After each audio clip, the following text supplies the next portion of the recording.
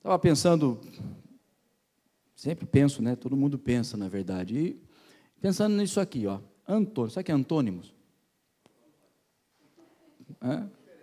Contrários, opostos. Eu dei algumas coisas aí, coloquei aí 2 dicas aí. No lado aqui, né, à minha direita, o bom, antônimo de bom, mal ou ruim, positivo e negativo. Eu quero fazer um exercício com os irmãos, eu gosto sempre de fazer isso.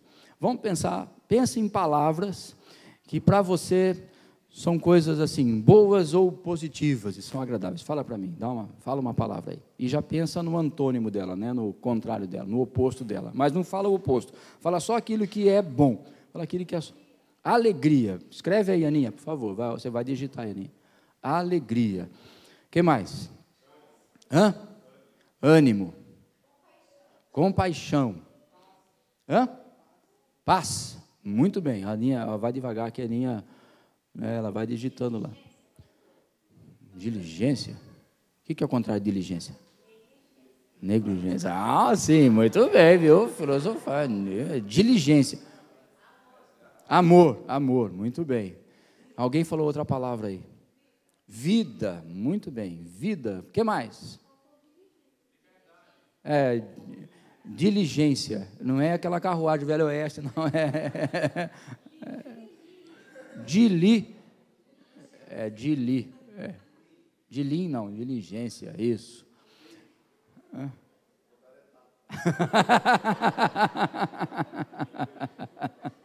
O que mais, gente? Vamos lá, tem bastante coisa aí, o que vocês lembram? Liberdade, muito bem, Regi. Fé, muito bem, liberdade, fé. O que mais, gente? Vamos lá. Aguce a sua mente. Santidade. O que mais?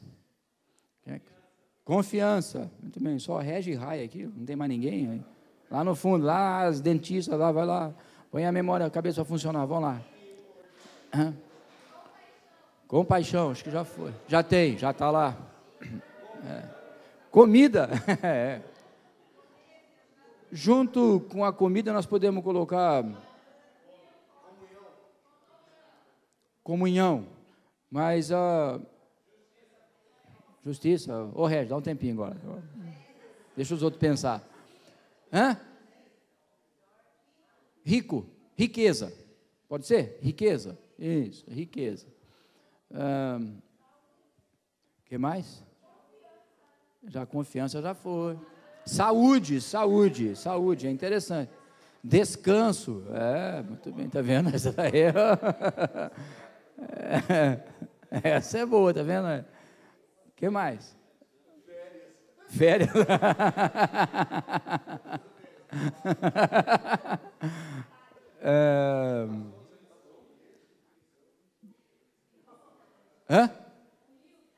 Felicidade, isso, muito felicidade.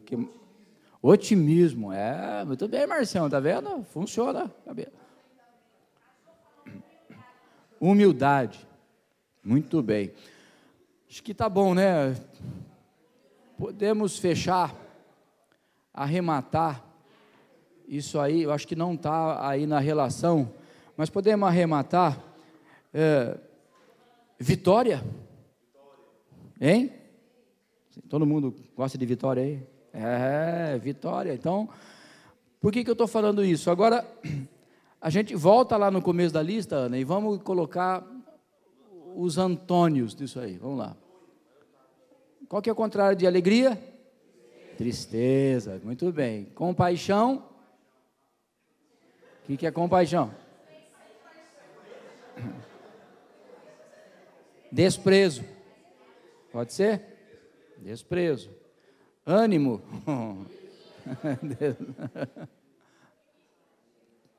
Preguiça ou desânimo. Põe barra preguiça aí, ô Aninha, por favor. Paz. Guerra, lógico, né? Não tem nem como. Amor. Ódio. Se eu odio, né? Assim, se eu amo. Quando a tiririca, né? Paz, guerra. Amor. Amor, ódio, vida, lógico. O que é? Morte, diligência, negligência, chofer, não. Tá certo, viu? Muita pressão, né? É do lado ali, o C cedilha com L é do lado, é fácil de errar, né? Liberdade, prisão, fé, incredulidade ou santidade.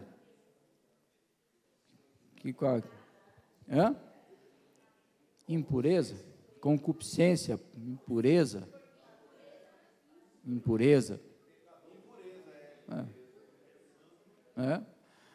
Confiança, desconfiança, mas tem uma outra palavra? Não, tem, né? Riqueza, pobreza, miséria, saúde, Deus te crie, doença, descanso, cansaço, felicidade, opa, é um S aí, um só, aí, cedilha, isso, felicidade, tristeza, otimismo, pessimismo, negativismo, né? Tem que, positivo, negativo, né? Põe pessimismo aí, Aninha, por favor.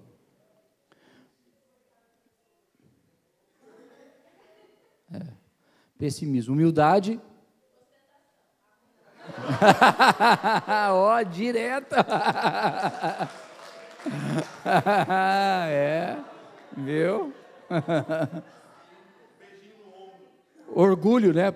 Põe barra o orgulho, Ana, por favor. Arrogância.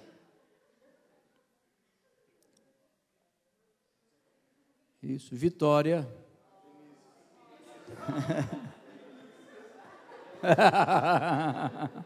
Brincadeira, a gente não brinca assim, não. Derrota, fracasso. É bom, pode ser sucesso e fracasso, vitória e derrota. Por que eu estou fazendo? Por que eu coloquei essas coisas? Porque a gente vive num sistema que tem mania de categorizar todas as coisas, né?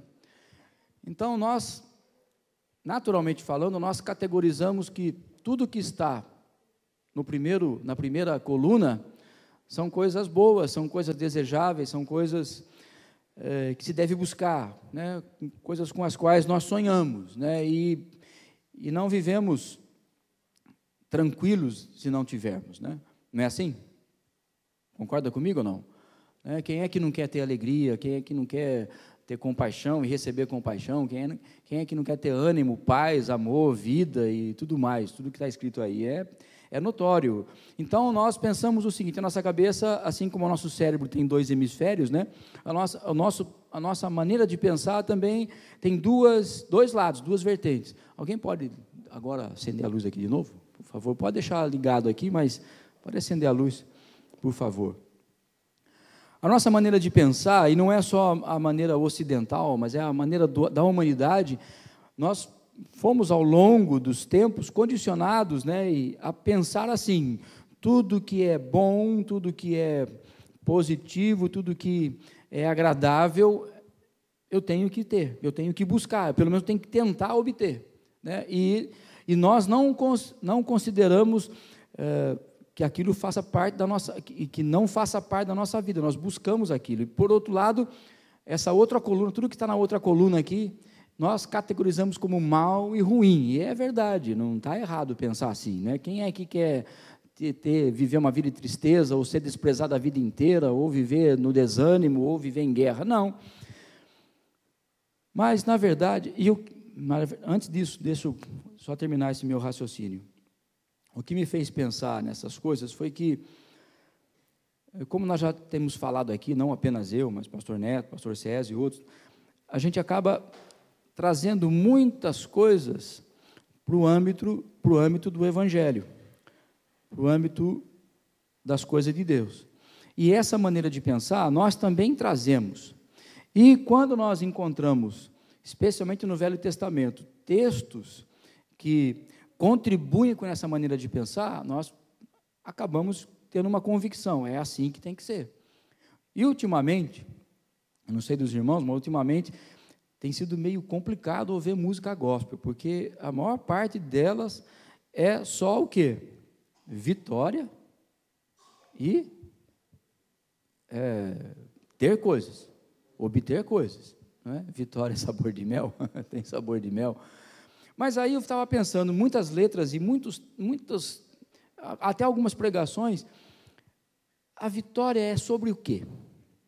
O que é que o crente dirige a sua guerra? E ele fala que ele é vitorioso contra o quê?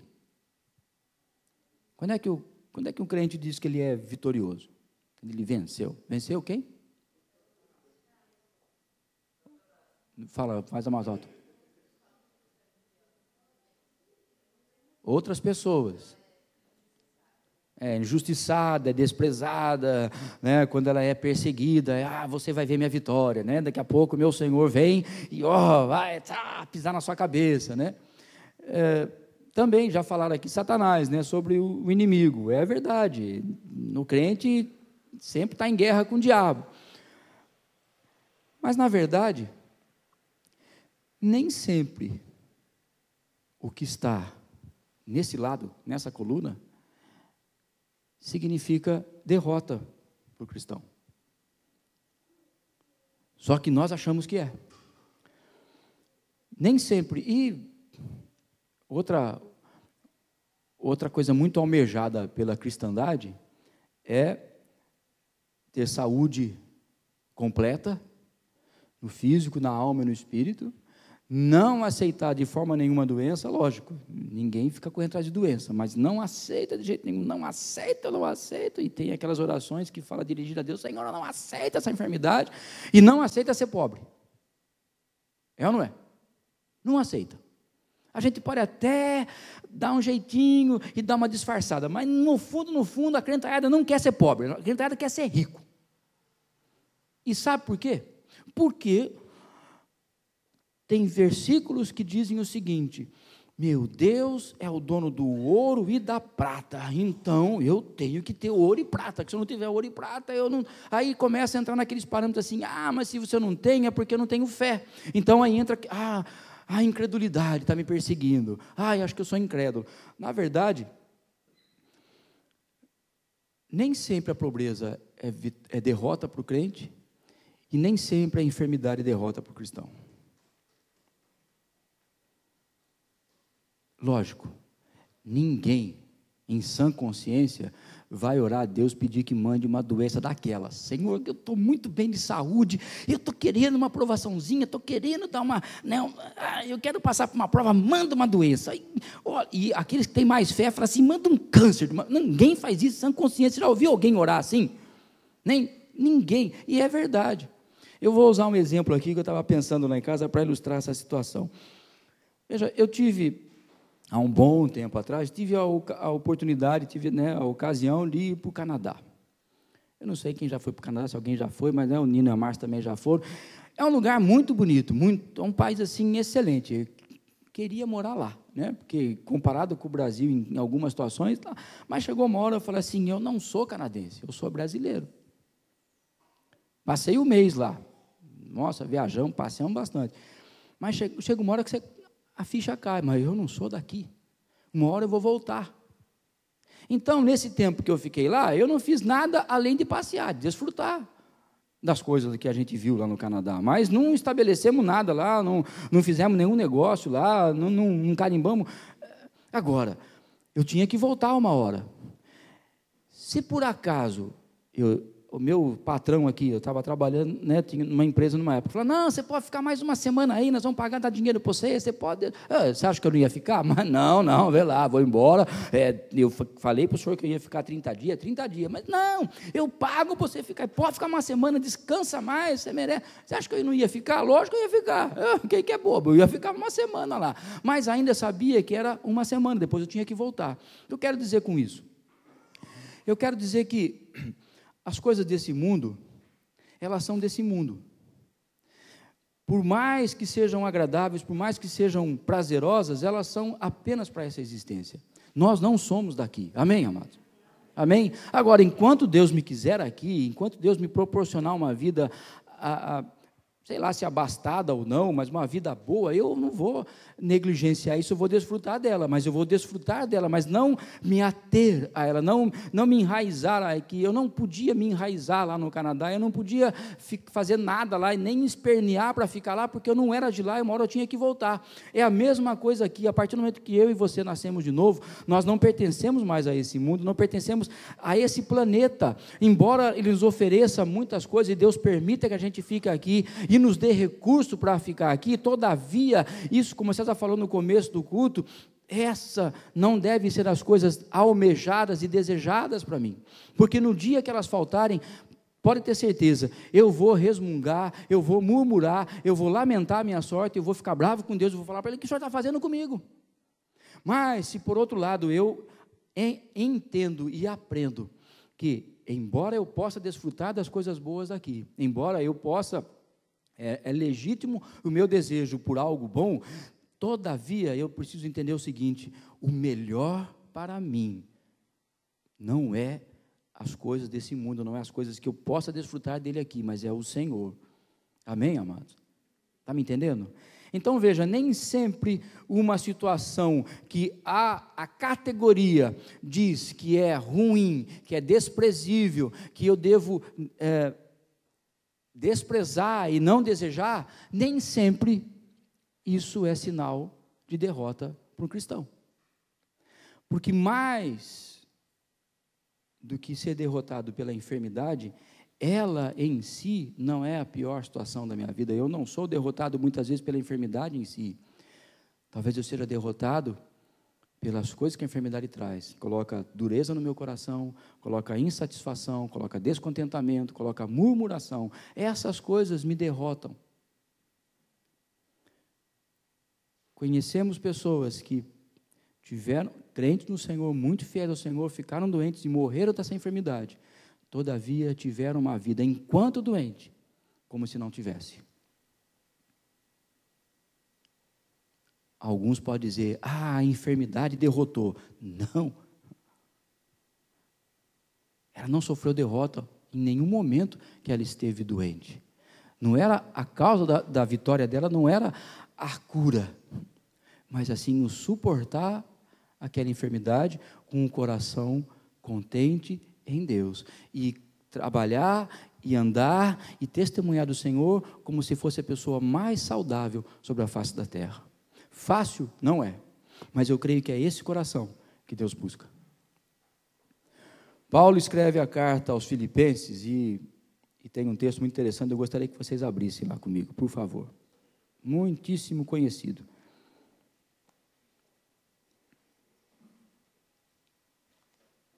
Capítulo 4, verso 10.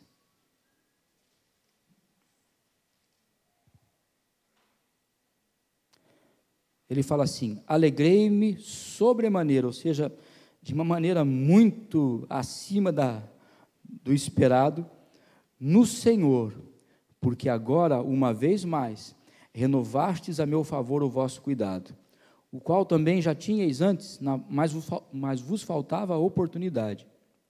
Olha, interessante o que Paulo continua escrevendo daqui para frente. Ele fala, digo isto, não por causa da pobreza. Então, a gente supõe que Paulo estava passando uma perrenga danada, não é? Enquanto estava escrevendo essa carta. Ele tinha necessidade de bens materiais, de dinheiro, de pão, sei lá do que. E ele ficou muito alegre, o coração dele ficou assim, tremendamente contente, né, alegre, quando os irmãos de Filipos mandaram víveres, mandaram bem, mandaram oferta para ele. Ele falou, me alegrei de maneira extraordinária, mas me alegrei no Senhor, porque Ele tocou o coração de vocês, e vocês agora tiveram oportunidade, me abençoaram com essas ofertas, com a sua generosidade. Mas ele fala, eu não digo que eu estou contente por causa do que eu recebi de vocês. Ele fala, não digo, não por causa da pobreza, mas porque aprendi, olha interessante, aprendi a viver contente em toda e qualquer situação. Contentamento não é o mesmo que alegria e nem felicidade, embora seja muito parecido. Significa que eu posso estar contente, como Paulo, não tendo nada ou tendo tudo. O contentamento independe da circunstância, independe do quanto eu tenho do que é me necessário, independe daquilo que me chega às mãos, o que me falta. Paulo fala, eu aprendi, ele não sabia, mas ele teve que aprender.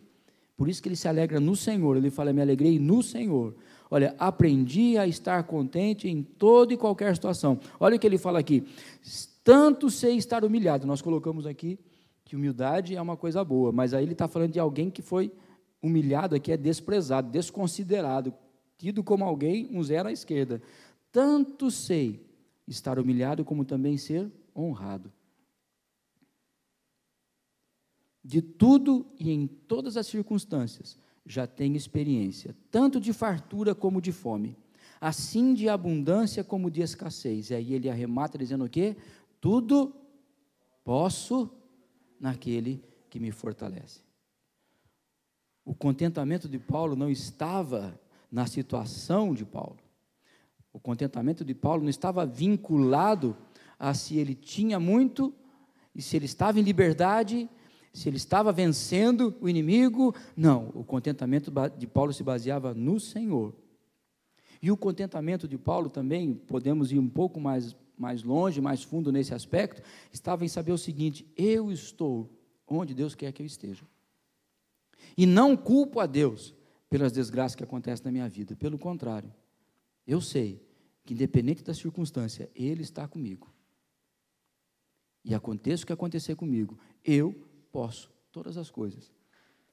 Paulo podia viver como morrer.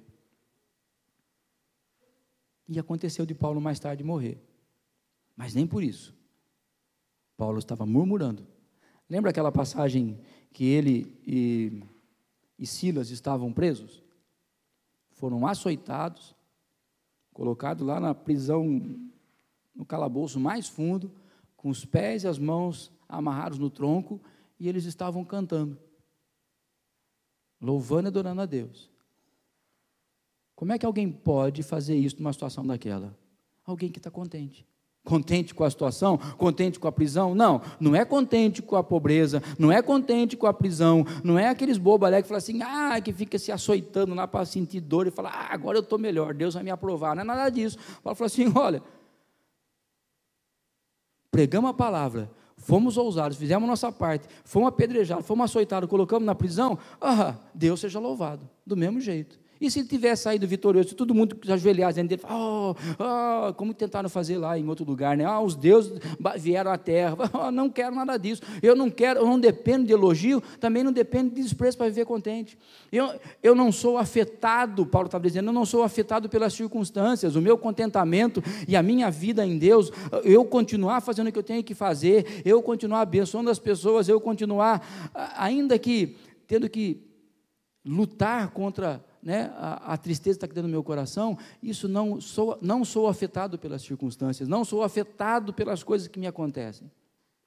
O meu contentamento e minha verdadeira alegria não estão aqui, porque eu sei, como o pastor Neto sempre fala, que o meu Redentor vive, e pode faltar todas as coisas, nele não me falta, amém? Esse coração é o que Deus tem buscado ultimamente, e tem buscado no meio da igreja, porque é esse coração que estará preparado para estar com Ele na eternidade. E uma outra coisa que eu estava pensando sobre essa nossa passagem aqui pela terra, né?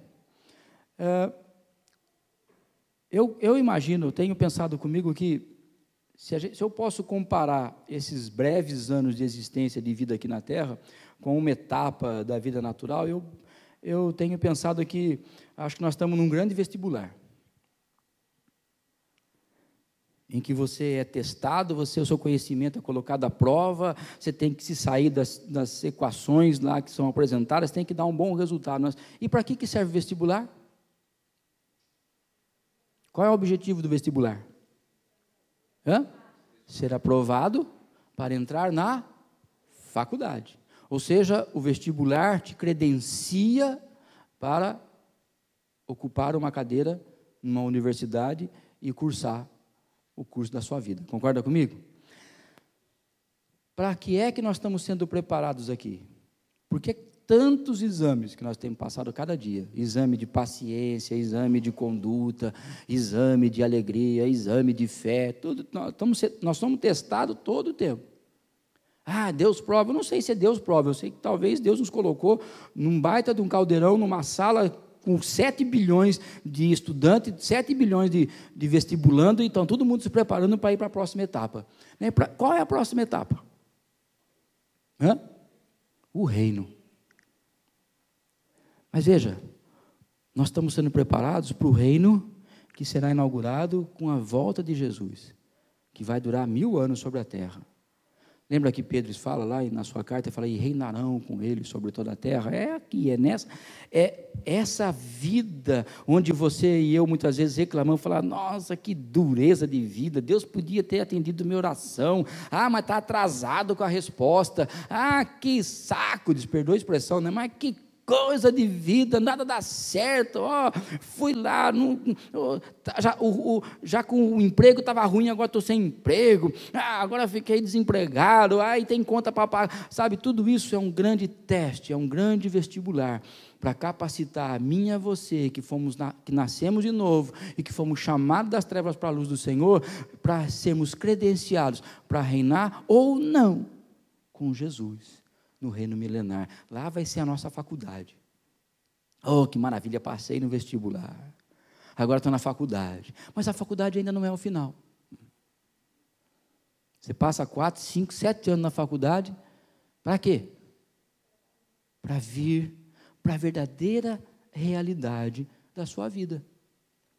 Lá é tudo muito acadêmico, né? Tudo lá é muito experimental, lá é outro mundo, a faculdade é um outro mundo, né? Você vê tudo muito lá, tudo perfeitinho, tudo, e vai ser assim o reino milenar de Cristo. Aqui nós vamos reinar, e o Senhor vai estar reinando, e os inimigos vão ser subjugados. Aliás, o maior deles, o cabeção, já está lá acorrentado, lá no poço, lá no abismo, lá, não vai ter, né, tentação, os demônios estão tudo lá jogados, não sei na onde, não vai ter essas coisas nada, e nós estamos lá, e reinar com Cristo é fácil, é aprender com Ele dá uma ordem, todo mundo obedece. Mas ainda depois é que vem a eternidade, o reino eterno. E é lá, assim como acontece com quem sai da faculdade e não sabe o que vai encontrar depois, né? Está preparado, está com o canudo na mão, tem 4, 5 anos de curso, um monte de apostila, um monte de livro que leu, TCC, agora tem TCC também, fez tudo lá, tal, aquela coisa toda, aí vai, e é uma grande expectativa. Quem é que sabe o que vai enfrentar depois que sai da faculdade? Você não sabe onde é que vai trabalhar, onde é que vão te mandar, que tipo de patrão você vai ter, é uma incógnita. Assim também, depois, é uma incógnita, ninguém sabe o que vai acontecer. Você sabe o que vai acontecer depois dos 1000 anos? Hein? Alguém sabe? O que Deus vai fazer? Você já parou para pensar? O que nós vamos fazer a eternidade inteira? Hein? Voar? Hein? Ficar cantando aleluia? Uma vez alguém falou para mim assim, não, nós vamos ficar lá, nós vamos falar, o tempo todo ficar lá, santo, santo, santo. Eu falei, que chatice, a vida inteira, todo dia, santo, santo, santo é o Senhor, Deus todo. Nada, gente, acho que Deus é um pouco mais criativo do que isso, concorda comigo ou não? Hein? Eu já fico imaginando coisas, vai criar novos mundos, vai colocar a gente lá para administrar, sei lá, mas lá é que vai ser a nossa vida, nós estamos sendo preparados para a verdadeira vida, amados, mas nós estamos no grande vestibular,